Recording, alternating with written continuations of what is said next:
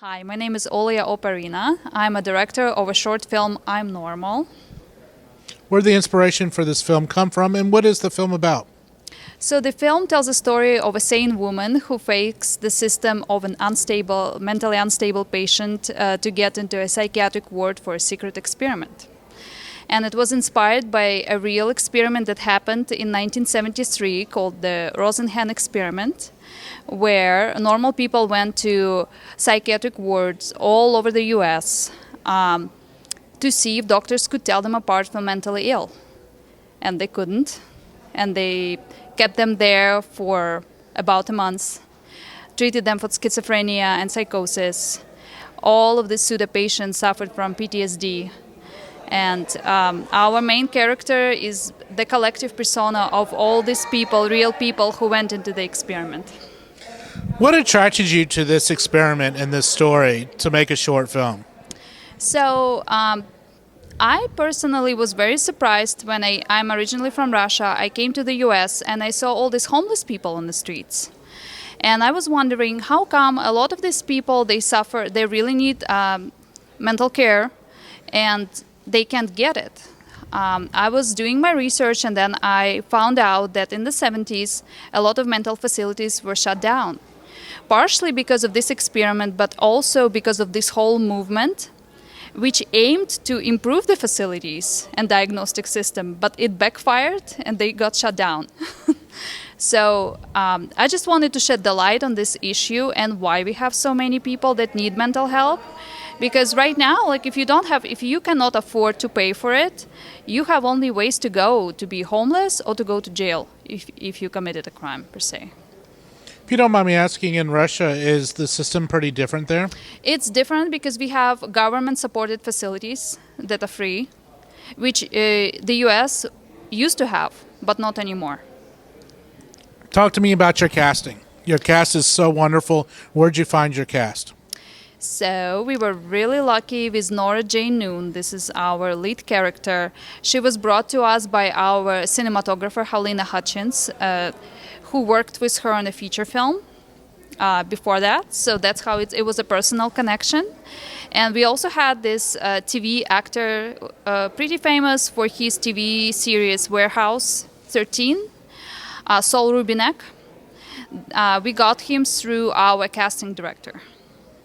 And the rest, we just, through the casting director, and we casted ourselves. It was a great subject, so people connected to it.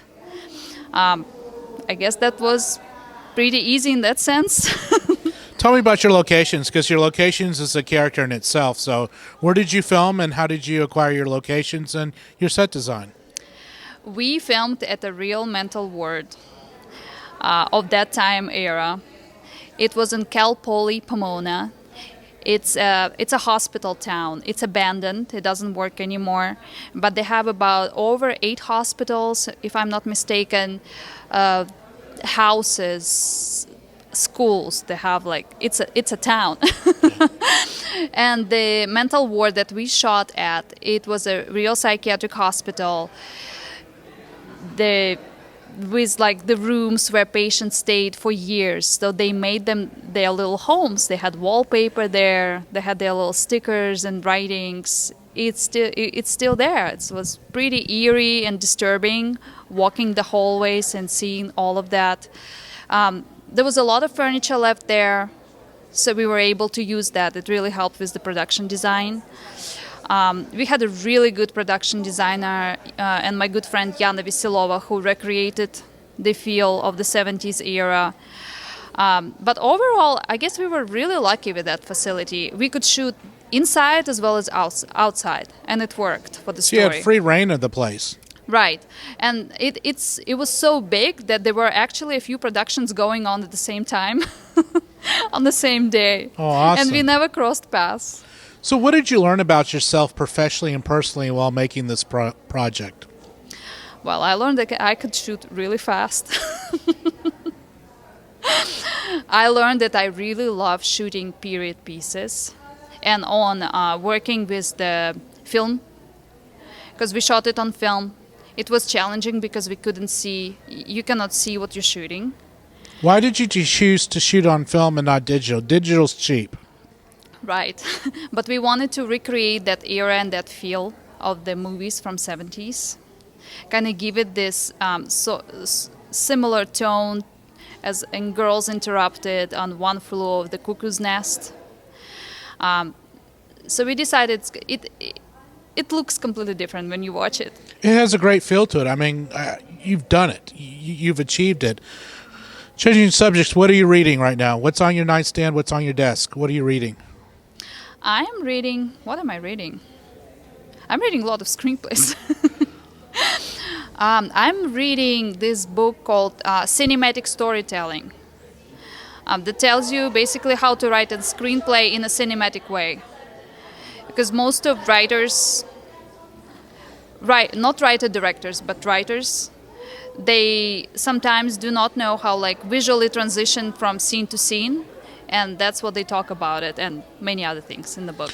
Lastly, what are the websites for the film, and where can we follow you professionally and follow all your successes? So the page for our social media page for I'm Normal is I'm Normal Movie, Instagram and Facebook.